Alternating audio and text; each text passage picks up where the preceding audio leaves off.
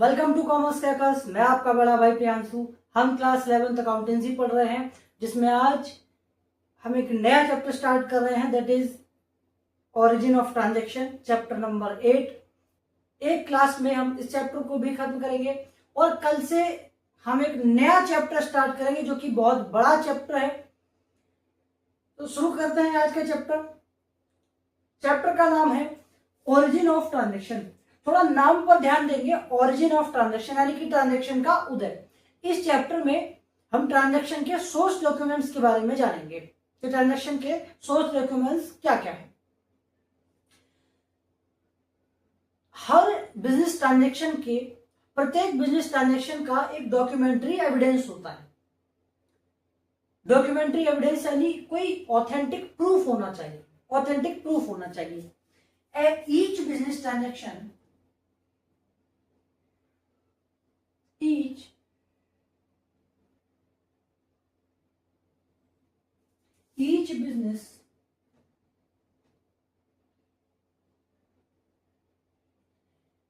each business transaction have a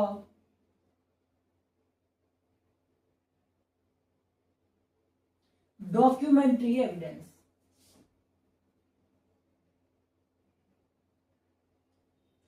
या हम कह सकते हैं कोई भी ऑथेंटिक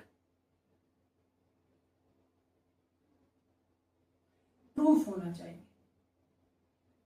ठीक है, each business transaction have a documentary evidence, या हम कह सकते हैं ऑथेंटिक प्रूफ, जो कि ट्रांजैक्शन को सपोर्ट करे, जो कि उस ट्रांजैक्शन को सपोर्ट करे। ठीक है, अब ऑथेंटिक प्रूफ जैसे, तो जैसे मैं कहूं जैसे लाइक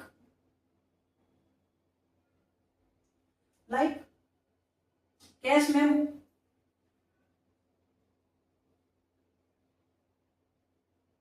कैश मेमो,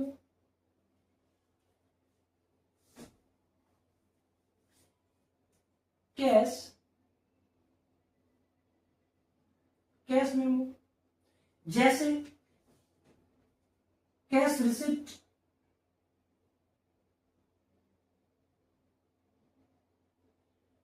जैसे इनवॉइस, या जिसको हम बिल कहते हैं, है ना, इनवॉइस है जिसको हम बिल कहते हैं। जैसे debit credit note, debit and credit note,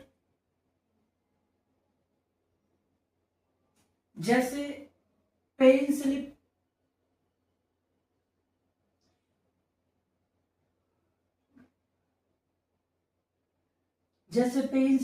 जैसे चेक, है ना, एंड चेक।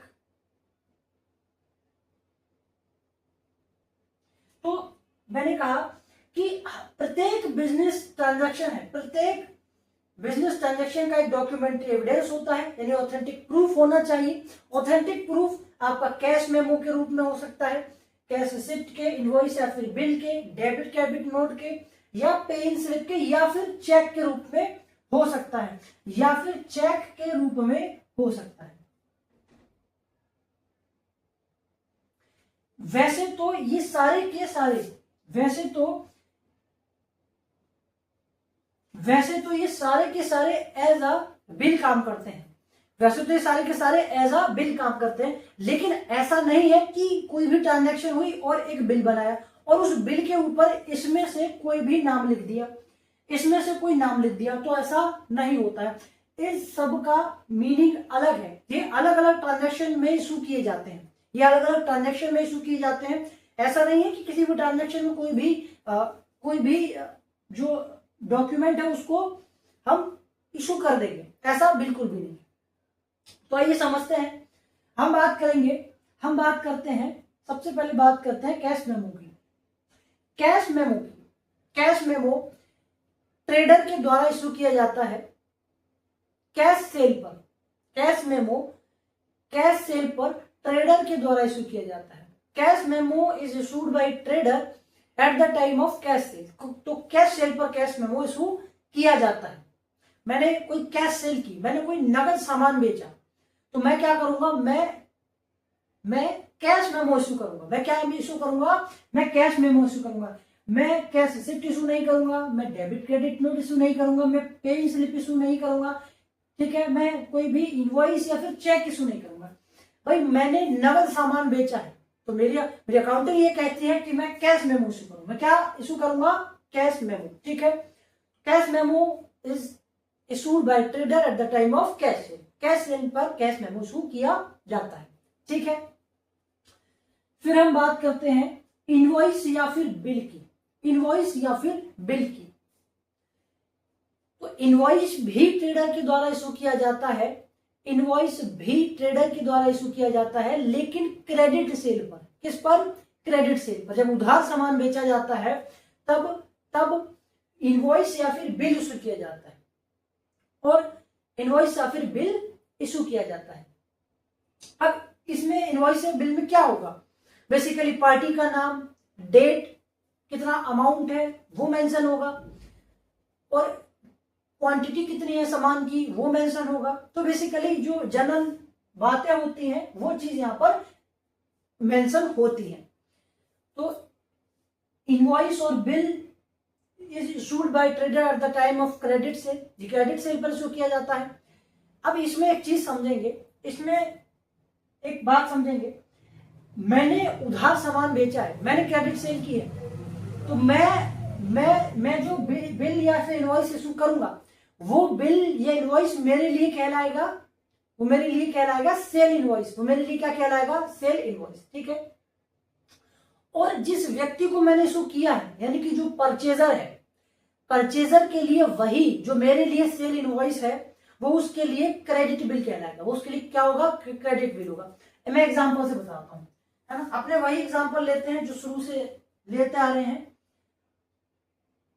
ये है अपना कौन, चलो आप बताओगे, देखिए ना पिछली क्लासेस, ये कौन है, हाँ ये धनीपाल है, और एक ये है, ये कौन है, हाँ ये विनोद है। ये है विनोद और ये है धनीपाल। चलो भाई लिख देते हैं, ठीक है। मैं जो हम सिर्फ यहाँ पर लिख देते हैं डी। ये हो गया धनीपाल और ये हो गया विनोद, ठीक है। ये धनीपाल है और ये विनोद है। तो विनोद ने धनीपाल से क्या किया है, परचेज किया है, ठीक है, परचेज किया, क्रेडिट परचेज, मतलब धनीपाल ने विनोद को क्रेडिट सेल किया है। क्या किया है, क्रेडिट सेल, उधार सामान बेचा है। तो विनोद कौन हो गया यहाँ पर, विनोद हो गया हमारा परचेजर, भाई विनोद परचेजर हो गया। और हमारा धनीपाल कौन हो गया, धनीपाल हो गया सेलर। धनीपाल कौन हो गया, धनीपाल हो गया सेलर। तो जब उधार सामान धनीपाल ने बेचा है, तो धनीपाल क्या करेगा, धनीपाल एक बिल इशू करेगा, और धनीपाल के लिए ये बिल क्या होगा, ये बिल इशू करेगा विनोद के लिए। ये बिल धनीपाल के लिए कहलाएगा सेल इनवॉइस। क्या कहलाएगा, ये कहलाएगा सेल इनवॉइस, ठीक है। ये सेल इनवॉइस कहलाएगा धनीपाल के लिए, लेकिन यही विनोद के लिए क्या कहलाएगा, ये विनोद के लिए कहलाएगा क्रेडिट बिल। क्या कहलाएगा, क्रेडिट,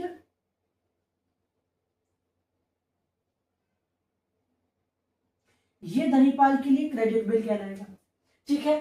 धनीपाल ने विनोद को उधार सामान बेचा है जिस पर इनवॉइस या बिल इशू किया गया, वो विनोद धनीपाल के लिए सेल इनवॉइस कहलाएगा। लेकिन विनोद जिस बिल को रिसीव करेगा, ये जो बिल है, इस बिल को रिसीव करेगा, ये बिल विनोद के लिए क्रेडिट नोट होगा, विनोद के लिए क्रेडिट नोट होगा, और धनीपाल के लिए सेल इनवॉइस होगा, ठीक है।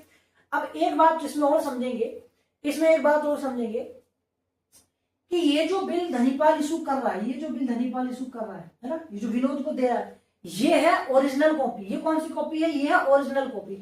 तो ओरिजिनल कॉपी तो ये किसको दे देगा, ओरिजिनल कॉपी ये दे देगा विनोद को। विनोद के पास आई ओरिजिनल, है ना, विनोद के पास ओरिजिनल कॉपी आई है, विनोद के पास ओरिजिनल कॉपी आई है, और धनीपाल इसकी डुप्लीकेट,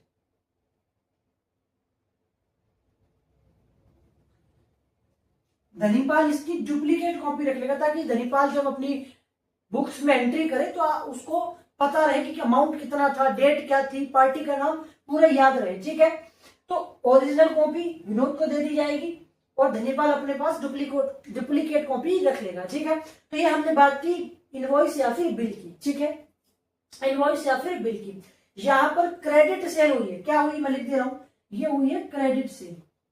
जब भी क्रेडिट सेल होगी तो ट्रेडर के द्वारा, ट्रेडर कौन है भाई, ट्रेडर है हमारा विनोद। ट्रेडर कौन है, ट्रेडर है हमारा सॉरी ट्रेडर कौन है, ये है हमारा कौन, धनीपाल। धनीपाल ने उधार सामान बेचा है ना, तो इशू कौन करेगा, धनीपाल करेगा, ठीक है। अच्छा, इनवॉइस या बिल के बाद हम बात करते हैं कैश रिसिप्ट की। कैश रिसिप्ट, कैश रिसिप्ट भी ट्रेडर के द्वारा इशू किया जाता है। कब, जब कस्टमर से पेमेंट रिसीव हो जाता है, तो कस्टमर से पेमेंट रिसीव होने पर कैश रिसिप्ट इशू की जाती है। Cash receipt is issued bye trader when the payment is received from customer, ठीक है। इसी एग्जांपल से समझते हैं, हम इसी एग्जांपल से समझते हैं भाई। जब धनीपाल ने उधार सामान विनोद को दिया था तो क्या इशू किया था, इनवॉइस या बिल इशू किया था। वो सेल इनवॉइस था धनीपाल के लिए, विनोद के लिए वो क्रेडिट बिल था, ठीक है। अब मान लो मैं ये चीज लगाऊं, ठीक है। अब मान लो विनोद से धनीपाल को क्या हो गया, विनोद से धनीपाल को पेमेंट रिसीव हो गया। क्या हो गया, यहां पर पेमेंट मिल गया, पेमेंट मिल गया है, ठीक है। यहां पर पेमेंट मिल गया है, विनोद से धनीपाल को क्या हुआ, पेमेंट मिल गया। तो अब धनीपाल क्या इशू करेगा बताओ, क्या कैश मेमो इशू करेगा, नहीं सर, कैश मेमो इशू नहीं करेगा। कैश मेमो तो कैश सेल में इशू किया जाता है, कैश रिसिप्ट इशू करेगा। कस्टमर से कैश रिसीव हो गया ना, तो कस्टमर से कैश रिसीव हो गया, विनोद से पैसा मिल गया, उधार सामान बेचा था, पैसा मिल गया, तो अब धनीपाल क्या इशू करेगा, धनीपाल इशू करेगा कैश रिसिप्ट, ठीक है। तो ये क्या इशू करेगा, कैश रिसिप्ट, ठीक है। ये मान लो ये कैश रिसिप्ट इशू कर रहा है, ठीक है। तो कैश मेमो कैश सेल पर इशू किया जाता है ट्रेडर के द्वारा। कैश रिसिप्ट जब कस्टमर से पेमेंट रिसीव होता है तो कैश रिसिप्ट इशू किया जाता है ट्रेडर के द्वारा। जब क्रेडिट सेल होती है तो ट्रेडर क्या इशू करता है, बिल या फिर इनवॉइस इशू करता है, ठीक है, ठीक। अब आता है डेबिट या क्रेडिट नोट, है ना। अब बात करेंगे डेबिट या फिर क्रेडिट नोट की। डेबिट या क्रेडिट नोट की बात करेंगे। डेबिट क्रेडिट नोट क्या होता है, डेबिट नोट परचेजर इशू करता है। डेबिट नोट कौन इशू करता है, परचेजर। डेबिट नोट कौन इशू करेगा, डेबिट नोट इशू करेगा, डेबिट नोट इशू करेगा। अच्छा मैं यहाँ पर नोट लिखना भूल गया, है ना, डेबिट क्रेडिट नोट, भाई नोट लिख लेना, NOTE note. Debit credit note कौन इशू करता है, debit credit note, debit note issue करता है परचेजर। कब, जब परचेजर सेलर को सामान वापस करता है। जब परचेजर खरीदा हुआ सामान सेलर को वापस करता है तब परचेजर डेबिट नोट इशू करता है उस सामान के साथ में कि भाई ये सामान मैंने वापस किया है, ये सामान मैंने वापस किया है, इतनी क्वांटिटी है, ये अमाउंट है, ये डेट है। तो भाई कैश मेमो कौन इशू कर रहा था, ट्रेडर, है ना, सेलर इशू कर रहा था। कैश रिसिप्ट कौन इशू कर रहा था, वो भी सेलर कर रहा था। इनवॉइस वो भी सेलर कर रहा था। लेकिन डेबिट नोट, हम यहाँ पर सिर्फ डेबिट नोट की बात कर रहे हैं, डेबिट नोट की बात कर रहे हैं, है ना। डेबिट नोट कौन इशू करता है, परचेजर। कब, जब वो गुड्स को वापस करता है, ठीक है। Debit note is issued by purchaser at the time of goods return to the seller, ठीक है। जब सेलर को सामान वापस करता है परचेजर, तब परचेजर इशू करता है क्या, डेबिट नोट, ठीक है।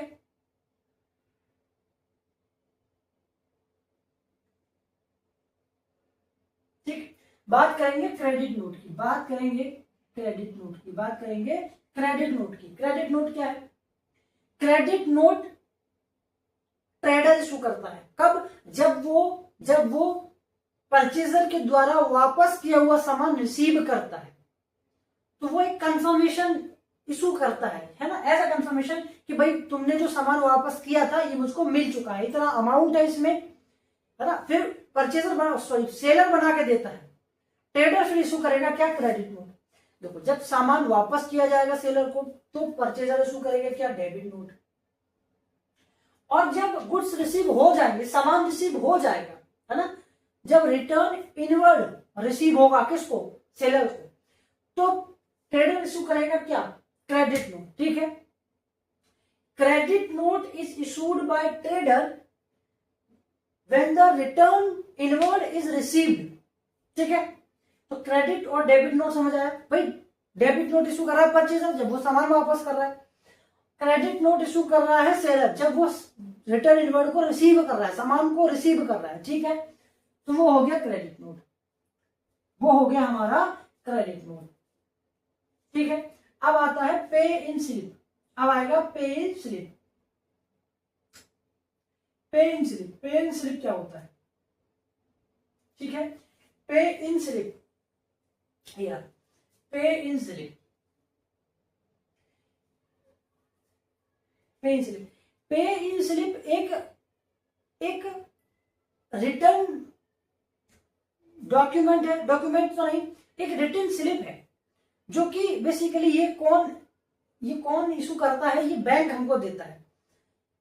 जब हम बैंक अकाउंट में कैश डिपॉजिट करने जाते हैं, जब हम अपने बैंक में, अपने अकाउंट में कैश डिपॉजिट करने जाते हैं, तो बैंक हमें एक फैसिलिटी देती है, बैंक एक स्लिप देती है, जिस स्लिप में हम क्या करते हैं, जिस स्लिप में हम अपना अमाउंट मेंशन करते हैं, है ना, डेट, अपना अकाउंट नंबर वगैरह मेंशन करके फिर हम उसको क्या कर देते हैं, जो कैश काउंटर होता है वहां पर हम उसको इस स्लिप को दे देते हैं कैश के साथ में।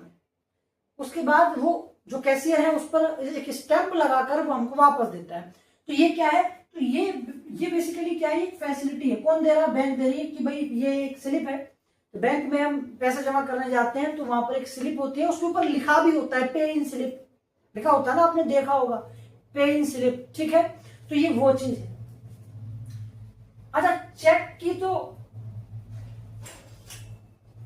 चेक तो मुझे बताने की जरूरत ही नहीं है, चेक तो आपको पता ही होगा क्या होता है ना, कैसे इसको यूज करते हैं।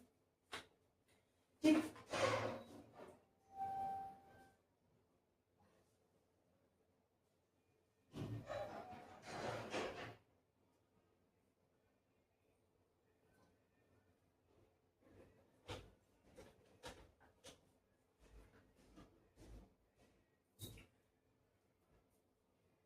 हाँ, तो चेक तो मुझे बताने की जरूरत है ही नहीं, चेक तो आपको पता है। चेक एक रिटर्न ऑर्डर है, किसके लिए? बैंक्स के लिए। चेक एक रिटर्न ऑर्डर है बैंक्स को। अकाउंट होल्डर बैंक को रिटर्न में ऑर्डर देता है कि भाई चेक में जो नाम मेंशन है, जो अमाउंट मेंशन है, बैंक उस व्यक्ति को उतना अमाउंट पे करे। Cheque is a written order for banks to pay a specified sum to a bearer. या हम कह सकते हैं कि the person name mentioned in it, cheque में जिस पर्सन का नाम मेंशन होता है उसको पे करने के लिए ऑर्डर है बैंक के लिए। ठीक है, तो ये हमने चेक पढ़ा। ठीक, तो ये सब क्या है?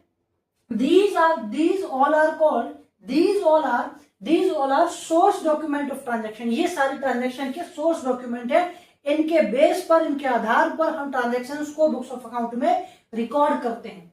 इनके आधार पर हम बुक्स ऑफ अकाउंट्स में ट्रांजेक्शन को रिकॉर्ड करते हैं। ठीक है, तो इस चैप्टर में बेसिकली आपको यही जानना था, इससे ज्यादा कुछ इस चैप्टर में नहीं जानना है। हाँ, एक चीज और इस चैप्टर में बचती है, जो कि मैंने फर्स्ट चैप्टर में भी आपको बताई थी, हम फर्स्ट चैप्टर में डिस्कस कर चुके हैं, हम फर्स्ट चैप्टर में डिस्कस उसको कर चुके हैं। ठीक है, हमने किया है उसको। मैं बात कर रहा हूं वाउचर की, मैं बात कर रहा हूं वाउचर की। ठीक है,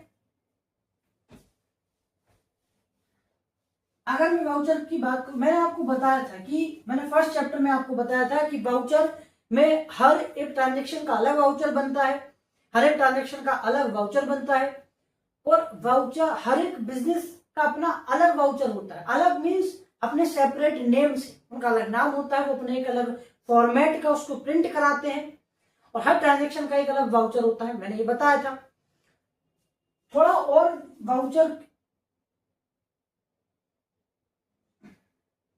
के बारे में थोड़ा और देखेंगे।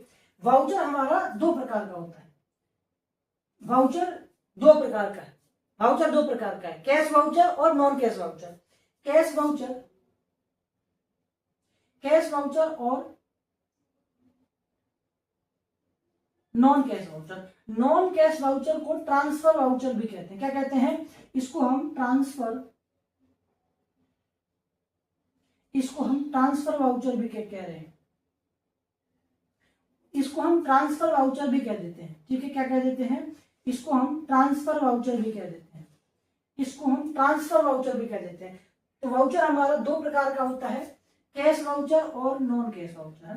कैश वाउचर और नॉन कैश वाउचर या फिर ट्रांसफर वाउचर। ठीक है, अच्छा, कैश वाउचर भी हमारे पास दो प्रकार का है, डेबिट वाउचर और क्रेडिट वाउचर। ठीक है, डेबिट वाउचर और credit voucher. Debit voucher cash payment के लिए होता है। डेबिट वाउचर किसके लिए होता है? कैश पेमेंट के लिए, है ना। डेबिट वाउचर कैश पेमेंट के लिए होता है और क्रेडिट वाउचर कैश रिसिप्ट के लिए होता है। ये मैंने नहीं बताया था फर्स्ट चैप्टर में, ना। तो वाउचर हमारा कितना है? वाउचर हमारा दो प्रकार का है। वाउचर के दो टाइप है, cash voucher, non cash voucher, या जिसको हम ट्रांसफर वाउचर भी कहते हैं। कैश वाउचर हमारा दो प्रकार का है, डेबिट वाउचर और क्रेडिट वाउचर। डेबिट वाउचर हमारा कैश पेमेंट के लिए होता है, क्रेडिट वाउचर कैश रिसिप्ट के लिए होता है। तो चैप्टर में सिर्फ इतना ही था। आपको ये सोर्स डॉक्यूमेंट ही पढ़ने थे। ये सारे क्या कहलाते हैं? ये सारे के सारे कहलाते हैं सोर्स डॉक्यूमेंट ऑफ ट्रांजेक्शन। इन्हीं के बेस पर हम बुक्स ऑफ अकाउंट्स में ट्रांजेक्शन को रिकॉर्ड करते हैं, वाउचर बनाते हैं। भाई ये होंगे तभी हम वाउचर बनाएंगे, वरना ऐसे तो कोई भी ट्रांजेक्शन रिकॉर्ड कर दी जाएगी।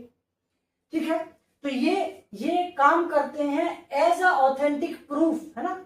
ये एक एविडेंस के रूप में काम करते हैं, कैश मेमो, ये जो है सारे ये। ठीक है, तो इस चैप्टर में इतना ही। मिलते हैं एक नए चैप्टर में। कल हम एक नया 9 चैप्टर स्टार्ट करेंगे। तब तक के लिए नमस्कार, जय हिंद।